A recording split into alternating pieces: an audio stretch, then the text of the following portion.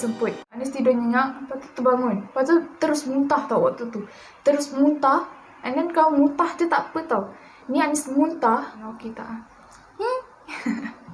Hello the seekers, welcome back to my channel with me, Anis.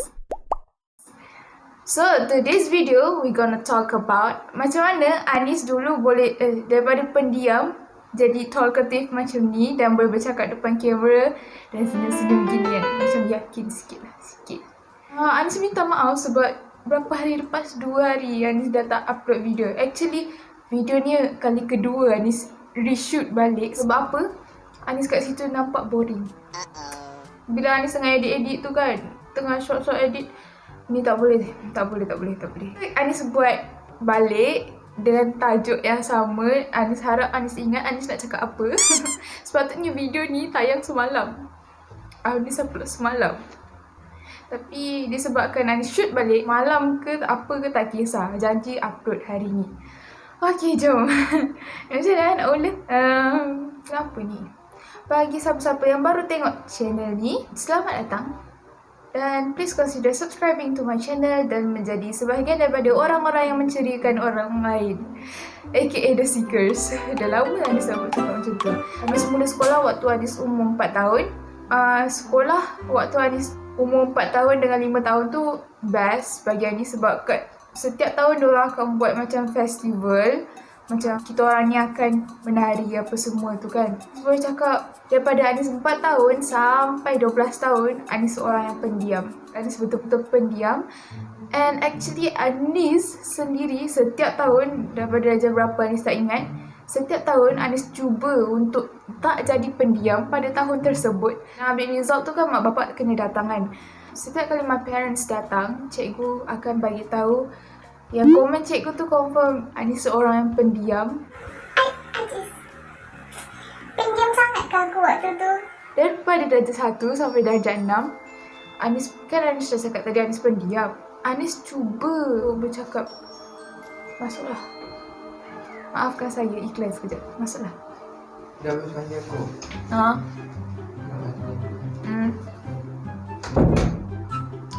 Iklan sekejap. Maaf. Anis jenis yang takut dengan cikgu. Kalau cikgu Mat korang boleh tahu kan, cikgu tu garang. Bagi Anis dulu cikgu tu garang. Yalah, kalau tak siap kerja ke apa ke, nanti Anis takut kena marah. Ni rahsia kita je tau. Anis takut kena marah. Dulu. Bila tak siap kerja mestilah ramai. Lagi-lagi kerja Mat gitu, memanglah ramai orang tak siap. And Anis dulu, Anis tak pandai math lah maksudnya. So I will try my best untuk menyelesaikan semua homework yang diberikan oleh cikgu-cikgu saya. Dulu saya baik, sebab Anis pendiam waktu tu, tak ramai cikgu yang notice. Sekarang kalau masa pertandingan apa-apa ke, nak wakil sekolah apa-apa kan, dorang kan bagi keutamaan dengan orang yang selalu disebut-sebut cikgu gitu kan. Tapi Anis tak. Anis cuba untuk dinotis oleh cikgu. Cikgu tolonglah notis saya. Saya di sini cikgu. Begitu. Sepanjang darjah 1 sampai darjah 6 tu Anis seorang atlet rumah sukan lah. Anis suka lari dulu. Sukan lari tu bagi Anis macam jantung kepada rumah sukan tersebut. Kalau korang menang lumba lari tu, korang menang segalanya. Daripada darjah 1 sampai darjah berapa, Anis merupakan seorang atlet lari 4x100, 100 meter tu. Lepas tu lontar peluru, lompat tinggi, lompat jauh, semua Anis masuk. So setiap tahun lah cikgu akan pilih saya. Walaupun ada beberapa tahun yang Anis cakap, cikgu saya tak nak masuk ni, tak nak masuk ni. Tapi disebabkan ramai orang tak capai waktu latihan tu, ramai orang tak capai keinginan cikgu untuk mendapatkan skor yang dia nak, dan saya pula dapat. So saya terpaksa perkataan baru keluar guys. Terpaksa lah join. Berapa saya tak nak. Tak ingat darjah berapa tu, darjah 5 ke darjah 4, Anis kena asma. Anis kena semput. Asma tu teruk sangat. Anis kena semput.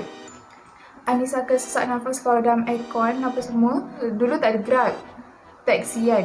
Dalam taksi tu ada aircon, tapi Anis tak suka aircon sebab nanti dia buat Anis macam susah bernafas gitu. And then ada satu malam tu, dulu kat rumah ni ramai orang. Pakcik makcik Anis ada tinggal kat sini.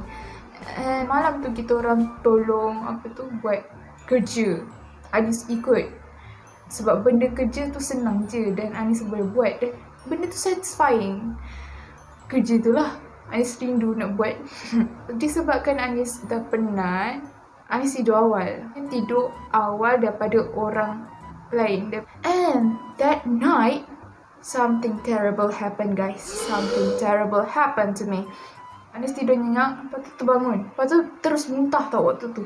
Terus muntah. And then kalau muntah je tak apa tau. Ni Anis muntah. Pas muntah tu kan, Anis tak boleh bernafas. Anis ingat waktu tu, Is this the time? Is this the time? begitulah. Korang faham kan maksud Anis? Is this the time tu? Maksud dia apa? Overthinking waktu tu.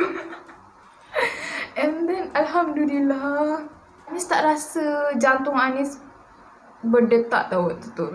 Anis tak rasa macam my heart is pumping that time. I can't feel. Anis rasa macam jantung Anis macam ni. Dia macam ada, contoh Anis punya jantung macam ni. Dia gitu. Dan dia tak contract. Lepas tu Anis minum air apa semua dan sambung tidur balik. Dalam keadaan ketakutan tu, adakah Anis berfikir, adakah akan kembali lagi seperti ini? Tak apalah, tidur je. Berapa hari selepas tu, kejadian sama berulang balik. Asal Anis tidur, Anis akan terbangun muntah. Lepas tu akan sesak nafas. Dan setiap kali terjadi benda tu, Anis tahulah nak buat apa. Anis akan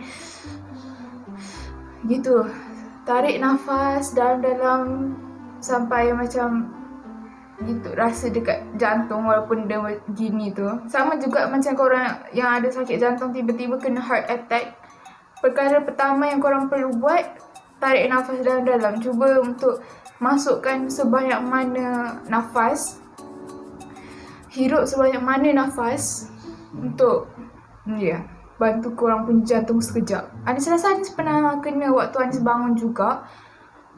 Panjang pula kan dia punya cerita. Anis dapat rasa yang muntah tu akan keluar. So Anis cepat-cepat pergi toilet. Dan perkara sama berulang balik lah. Muntah, tak boleh bernafas. Disebabkan condition Anis dah macam tu, mak Anis pun pergi bawa Anis pergi klinik. And diorang kata Anis ada semput. Dan waktu tu Anis ambil gas lah. Macam, korang tahu tak yang gas yang dekat mulut tu?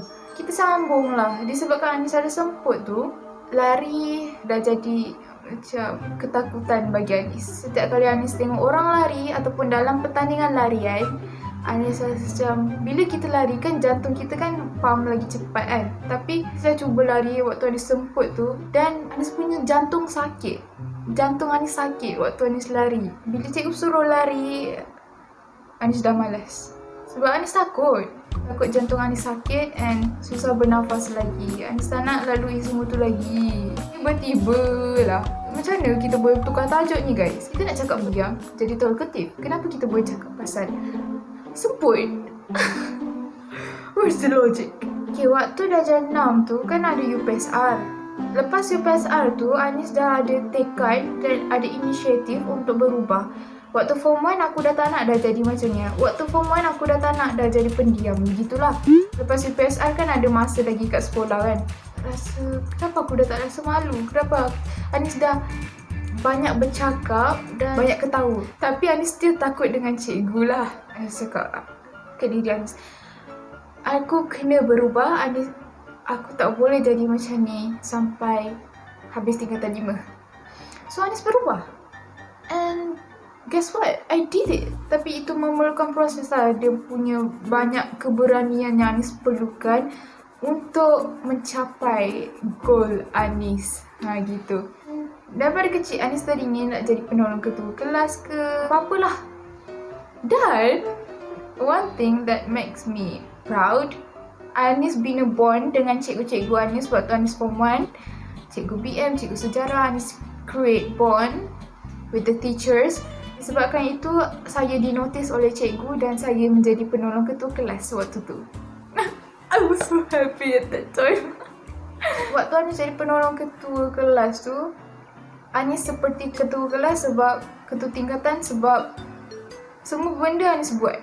Ambil kehadiran Anis, kawal kelas Anis, marah budak Anis, pergi simpan penyapu semua Anis, uji kelas semua Anis, buku kawalan tu pun Anis pergi hantar. Semua Anis lah. Semua Anis buat. Bahkan Anis penolong ketua kelas tak diberikan job untuk sapu sampah ke, lap tingkap ke, lap buat. Tapi kadang-kadang Anis akan buat sebab saya rasa macam rajin waktu tu. Saya buat lah. From Form 1 to Form 5, setiap tahun Anis akan ada jawatan. Daripada Form 1, Anis penolong. Form 2, Anis PRS. Form 3, Anis ketua kelas, ketua tingkatan. Waktu Form 4, Anis SLB. Waktu Form 5 pun Anis SLB. Waktu Form 3 sampai Form 5, Anis juga merupakan seorang pengawas koperasi.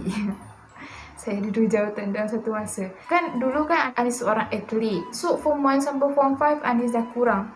Waktu Form 3 Anis cuma masuk pemanah saja. Daripada Form 3 sampai Form 5 Anis masuk memanah dan Alhamdulillah waktu Form 5 Anis dapat nombor 3. Mungkin korang dengar ni macam wow gitu kan. Sepanjang Anis cuba merubah, banyak je ujian, banyak je benda yang Anis perlu memahami. Sejak Form 3 Anis jadi matang sikit. Anis ada satu peraturan dalam kelas Anis. Kelas saya ya. Yelah sebab saya ketua kan. Anis tak suka tengok orang jalan-jalan tau waktu cikgu tak ada ke apa. So Anis create satu peraturan, which is Anis create waktu Anis Form 1. Sebahagian daripada classmate Anis waktu Form 1, classmate Anis waktu Form 3 juga. So diorang tahu peraturan Anis dan still terapkan peraturan tersebut.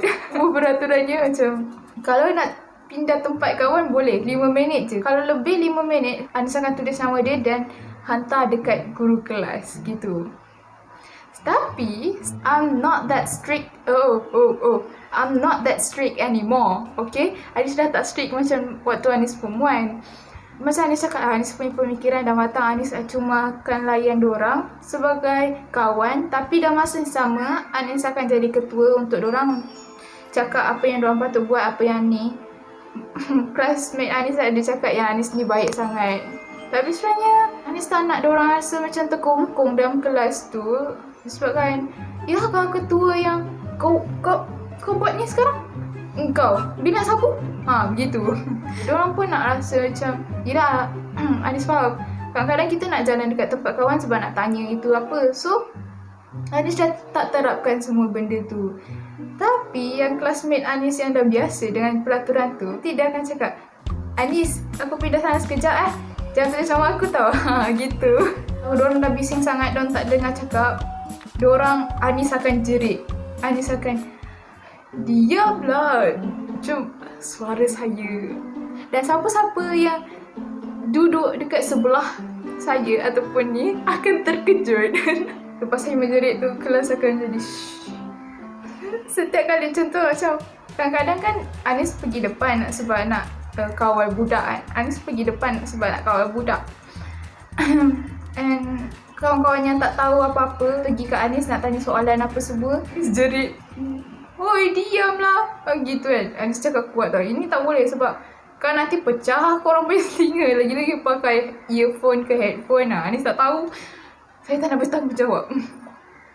So diorang akan gitu, tersentak. Form 4, nantilah.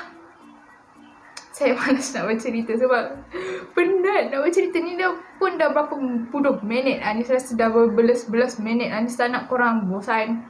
Pengajarannya, kalau korang nak daripada pendiam, siapa yang pendiam ataupun takut dengan cikgu, itu tergantung kepada diri korang sebenarnya. Kalau korang betul-betul nak berubah menjadi seorang yang berani cakap dengan cikgu, berani cakap dengan kawan, berani beri pendapat apa semua, korang kena tanamkan dekat diri korang, aku tak nak jadi macam tu dah.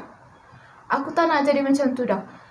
So, daripada situ korang akan berusaha untuk memperbaiki kelemahan diri korang. Macam tu lah.